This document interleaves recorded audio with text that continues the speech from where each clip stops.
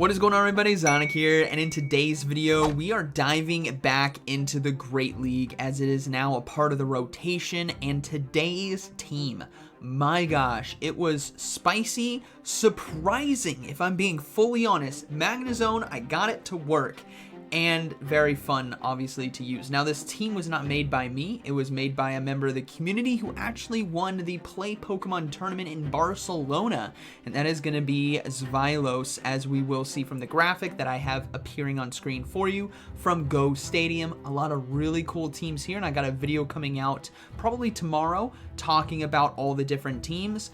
But this one in particular I thought was really unique. Magnezone got access to Volt Switch, and I thought, you know what, let's give it a go. We're pairing it with Pelipper and Sableye. Let me know what you guys think. Let's go ahead and dive in. Alright, getting into the first battle here, we have Magnezone on the lead versus Tropius. So a pretty positive matchup here. Especially since we are resisting the Razor Leaf, and Volt Switch does do neutral damage. Now, obviously, in this situation, I need to be going for the back-to-back Wild Charge and looking to go for a no shield here. Wild Charge does do a lot of neutral damage, so I'm going to go ahead and let that one go through and now go for that back-to-back. It might be enough to KO. I don't know. I haven't actually seen this battle in the Great League before, especially with Volt Switch. And so we do get a shield there, and we can get the second one now. And this should KO. If it doesn't, it's going to get it extremely low. And it does. Nearly one shot. So now I'm going to come in with the Sableye and get ahead on energy. Now, I noticed that they bring in a Bastiodon, which is honestly very favorable for me in this situation. Because there could be something weak against Sableye, and obviously Bastiodon does very good against a Pelipper because of that super effective damage. So what I can safely do here is take this into the potentially 1-0 shield situation by just constantly going for Foul Plays. Foul Plays does a lot of neutral damage considering this is a Bastiodon, and I can safely shield this first charge move. Now, if we get this to the 1-0 range, I think it's going to be a good game outside of them having another extreme hard counter in the back to a Pelipper. So maybe a Lantern lurking back there, right? Which it could be, but we're going to play to that it's not. And that Bastiodon came in because they are weak to Sableye, which then means Pelipper has a pretty good neutral or winning matchup there. So I'm going to go ahead and let the Stone Edge go through. Pelipper is going to come in, and they instantly blind swap, and it is a Medicham in the back. So now it was a huge tell, obviously, that them not coming in with Bastiodon was because they were weak to Sableye in the back, and it was a Medicham. So we're going to go ahead and overload on energy right here. That way we can get to a Weather Ball a little bit quicker on the Bastiodon, against the Bastiodon on the back end here, as Hurricane will be enough, boom, to one-shot. And then we're going to get to that Weather Ball, and that is going to be a good game, very well played. So that game definitely came down to a good team read, honestly. And playing to that, we were able to overcome. So good game. All right, moving into the next one. We got Politoed on the lead. So this is kind of a tough one. Both Pokemon doing super effective damage to each other, but Politoed is going to be able to outpace with its charge moves of Weather Ball, and it does do quite a bit of neutral damage. So I'm going to go ahead and go for Wild Charge right here, and then look to swap out. Because I don't want to get farmed down in this situation, so I'm going to go ahead and swap out into the Sableye. Start getting ahead on energy. And now I don't know what they have in the back. There could be a lot of different things, but I'm going to go ahead and shield. The reason why I saved Magnezone was because I thought there might be a flyer in the back that Magnezone could do well against with some of that residual energy. Now we draw out a Bastiodon once again. So this is still a good situation for Pelipper to potentially sweep on the back end, especially since it can do that neutral damage with Wing Attack to the Politoed, and we're keeping it away from Bastiodon. So now I have to not shield in this situation. It's very important that I let this go because I think I can just survive and get to another Foul Play in time, which is huge.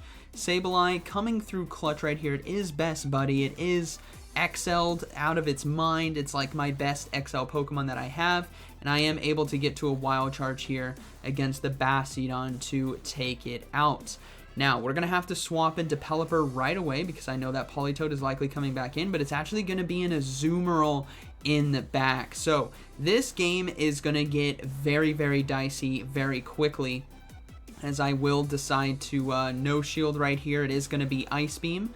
So now we know their moveset. It's likely Ice Beam and Play Rough, and they're just going to go for Ice Beam spam. So I'm going to go ahead and go for the free Hurricane right here, as it will do quite a bit of neutral damage. And then I think this is kind of where I make a mistake. I decide to obviously shield right here, but I was so concerned about my energy on the back end because that Politoed has a good amount that I go for Weather Ball. And this is obviously a dangerous call because I think I might be able to farm down in time, but I'm noticing that I won't be able to, so I'm forced to throw again, unfortunately. So in hindsight, I probably should have just over-farmed and gone for the Hurricane. That would have been a much better call, because now Politoed coming in, I do get to a Weather Ball in time, and hopefully it's enough to KO, but Politoed does resist it, so it barely hangs on. And now I'm hoping that I resist the Weather Ball in order to survive, but I think it's going to be enough to KO me. So I go down. We get one fast move with Magnezone, but they get to another charge move, and that is going to be a good game. Very well played. A very close one right there, but a slight misplay on my end. All right, moving into the next one. We have Magnezone versus Diggersby. This is a big tough one. Buckle up, everyone. We're going to go ahead and go into Sableye on the safe swap, get ahead on energy, as they will now decide to swap into Golisopod. So this was their best answer. Golisopod, not too bad of an answer, right? Because it does have Shadow Claw, X-Scissor, Liquidation. But Sableye can still put a hurt in this matchup because of the damage that we can do with Foul Play and Shadow Claw. So I'm going to go ahead and let this go. I want to give myself shield advantage for my Pelipper. Because obviously I might need it, or I'm going to need it in order to potentially win this game.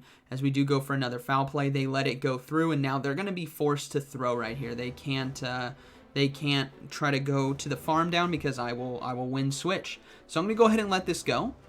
And then we're going to look to come in with Pelipper and get ahead on energy, because I feel like this is going to be my best shot, is having Pelipper with energy.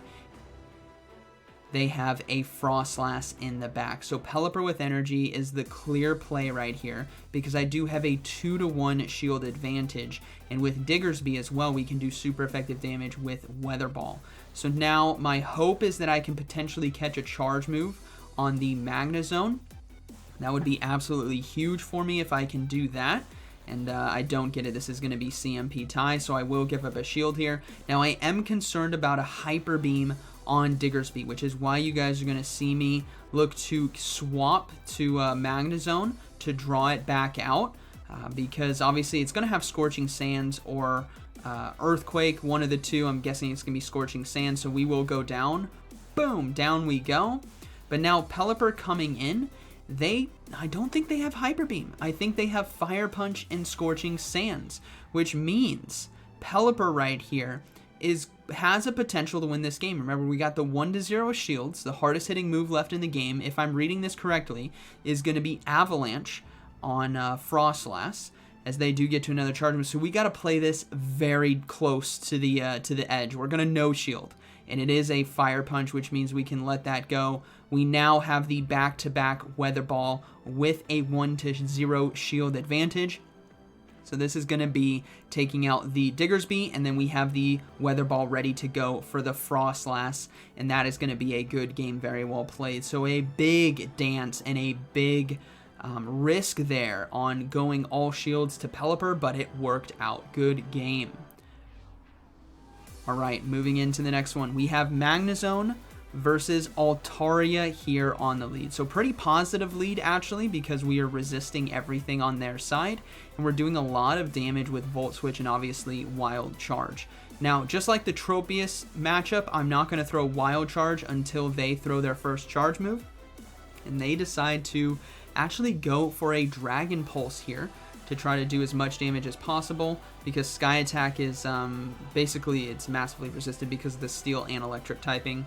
So now we see them swap out into Swampert. I went for the Mirror Shot right away to try to take out the Altaria, but Mirror Shot is going to land against the Swampert. We're going to go ahead and bring in the Pelipper now, which does have a pretty good matchup in this situation because we are resisting Hydro Cannon. But this is a Shadow Swampert, which means it still hits like a truck. So now I'm hoping Weather Ball is going to be just enough right here to KO, but unfortunately for me, the Swampert is going to be able to survive with 1 HP and a Dream. So I'm going to have to give up a shield here. I only have one Pokemon left with health, and that is going to be Sableye. So I want to have the health and energy, and there is a Lickitung in the back. So now we have kind of an uphill battle against us, but I think we can overcome just because of how much energy we actually have on the team, as we do get a shield there. And now I'm looking at my Magnezone for a potential sack swap to try to catch a charge move, and I will give up my final shield here. Pelipper has way too much energy to just go down, so we do see them swap out into Altaria, so I come in with Magnezone hoping I could farm down, but I'm not able to. And now I can come in with Sableye and Shadow Claw down.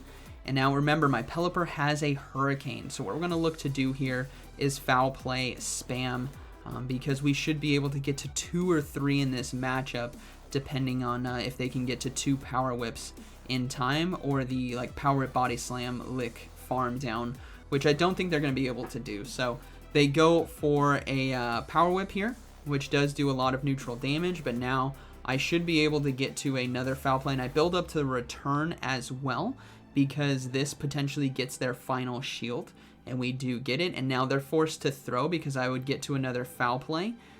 So now this is going to be a good game, right? I have my Pelipper with a Hurricane ready to go, and we're just going to go ahead and throw that, and that is going to be a good game, very well played, as it's going to be enough neutral damage to take out the Lickitung. Boom. See ya. All right.